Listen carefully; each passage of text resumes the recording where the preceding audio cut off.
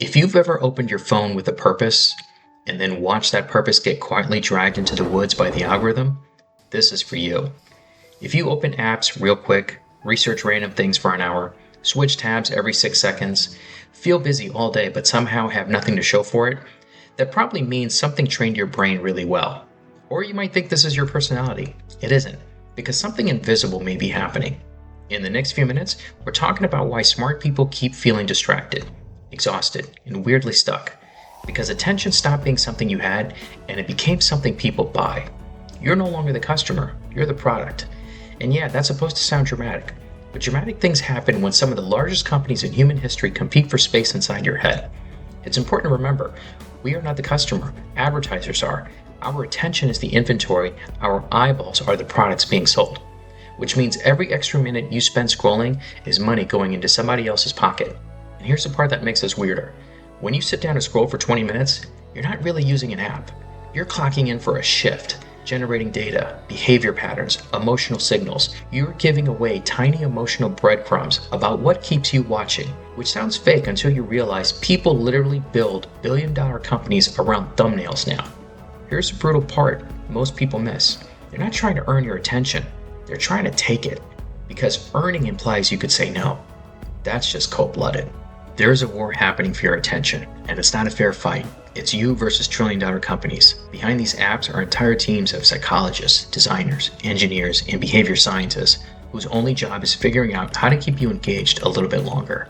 Entire meetings are happening right now where somebody says, what if the notification pulsed a little differently? Ancient kingdoms fought over land. Modern companies fight over how long they can keep you staring at a glowing rectangle while eating chips.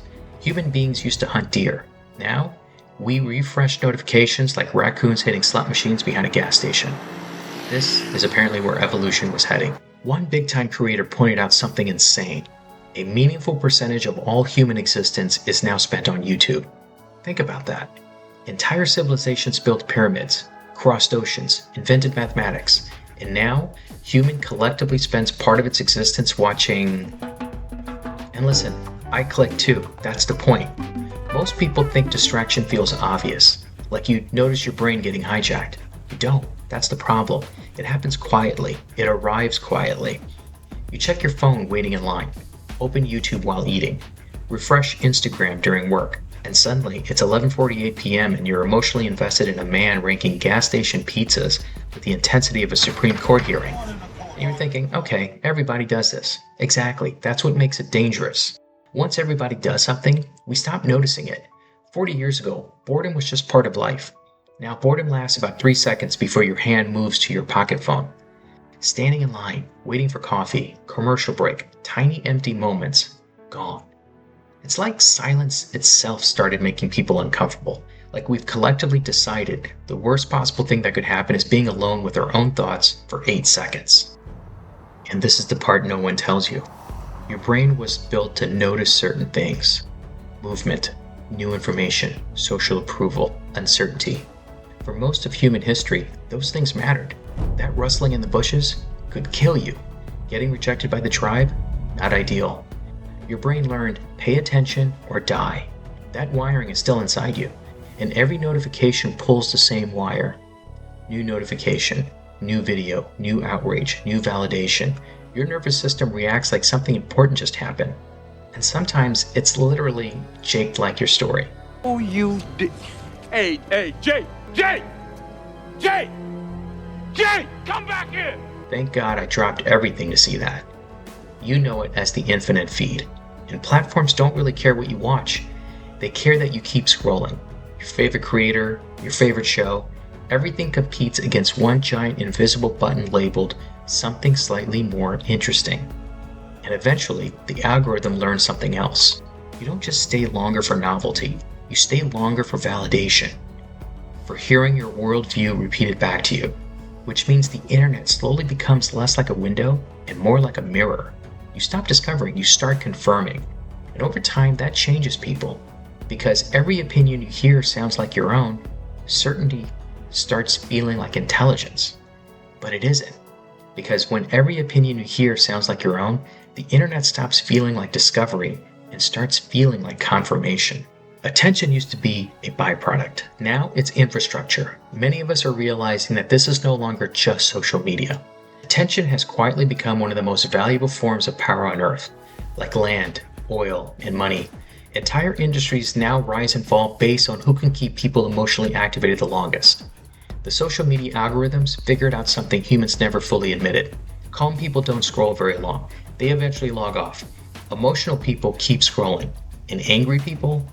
They're up all night writing paragraphs in Facebook comments like Simon Cowell is about to judge their performance. So the internet quietly became a machine for manufacturing emotional intensity. Outrage, fear, validation, conflict, because emotionally activated people stay online. Politics, media, markets, even careers. The people winning increasingly aren't always the smartest. They're the people who understand attention, and the internet changed something else too. For most of history, status came from money, position, skill. Now, status increasingly comes from attention, followers, views, virality, engagement. Human beings used to worry about surviving winter. Now, some people spiral because a photo only got 43 likes, which means modern life quietly trains people to think, if nobody noticed it, did it ever happen? I'm hurt. I'm actually hurt. And increasingly, content isn't just about responding to human behavior. Human behavior is adapting to content. Stories themselves are changing. Hollywood screenwriters now openly talk about getting notes from streaming platforms designed for distracted viewers. Meaning, make the dialogue easier to follow, repeat important plot points, front-load action, assume people are watching while also texting somebody about brunch. That's like Christopher Nolan making a movie assuming half the audience is also online shopping, which honestly explains a lot of modern dialogue. We don't really do one thing anymore. Our brains now feel like 15 browser tabs fighting for custody for the same thought. Recommendation systems know things about your habits even you miss. They know when you're lonely, when you're anxious, when you're avoiding work. When it's 1:13 in the morning and suddenly you're listening to breakup songs and productivity podcasts back to back, the algorithm is watching you like, he's reinventing himself again. At first, these systems predict behavior. Eventually, they start shaping it. And slowly, every empty moment disappeared. Waiting in line, elevators, sitting at red lights, the last few quiet seconds before falling asleep. There used to be space there. Now we fill it instantly. And the scary part is how normal that feels. Because attention theft doesn't feel violent. Nobody tackles you to the ground screaming, "Open TikTok!" It feels harmless, even relaxing. Until you realize your brain never really gets recovery anymore. Your nervous system used to have off seasons. Now it gets stimulation from the second you wake up to the second you fall asleep. News, text, podcasts, videos, opinions, outrage, advice. Your brain never fully lands anymore, and eventually exhaustion starts feeling normal. Not dramatic exhaustion, not collapse on the floor exhaustion, just this low-grade mental fog where everything feels 12% harder than it used to.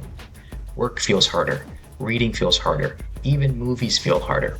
A 2-hour movie used to feel normal. Now, halfway through, people start twitching towards their phones like recovering addicts hearing a phantom notification. Today, we're living in a civilization where people watch Netflix while scrolling TikTok while texting someone. Sorry, just seeing this.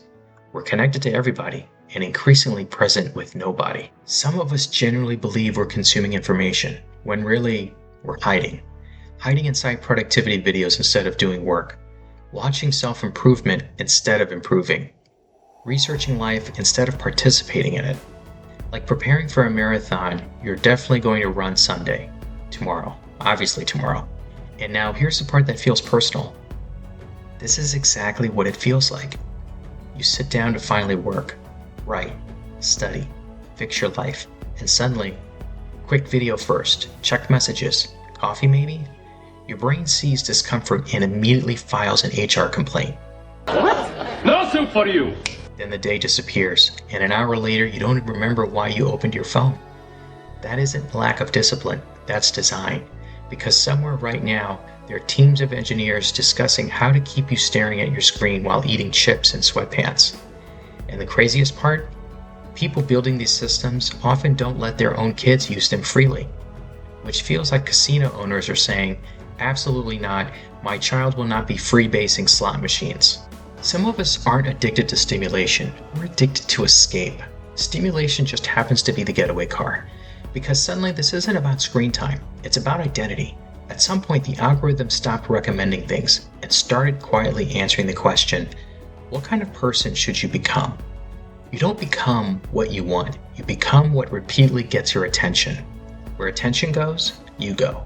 Not metaphorically, literally. Because attention creates experience. Experience creates memory. Memory slowly becomes your life, and eventually life becomes stimulus, response, stimulus, response, stimulus, response, until years disappear. You ever notice how different you feel after spending 2 hours online? More anxious, more distracted, more emotionally charged about opinions you didn't even have this morning. That's what environments do.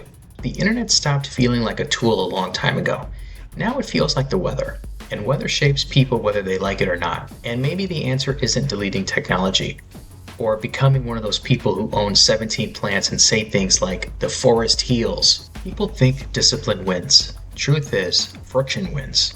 Turn off notifications, remove apps from your phone, use browser versions, because every extra second between impulse and action gives your brain enough time to show up. And here's the bigger thing. We've accidentally trained ourselves to think discomfort means stop. Bored, scroll. Awkward, scroll. Waiting, scroll. Hard thing, scroll. But humans aren't fragile. We're built through friction. Your ancestors survived winters, wars, predators. You and I panic when Duolingo sends us a passive-aggressive owl notification. Different era, same nervous system. And maybe that's the real fight. Not deleting the world, remembering who chooses. Because for these companies, your attention is worth trillions. For your life, it's priceless. Protect it. And next time your hand reaches for your phone automatically, pause. And just ask yourself, did I choose this? Or did something choose me?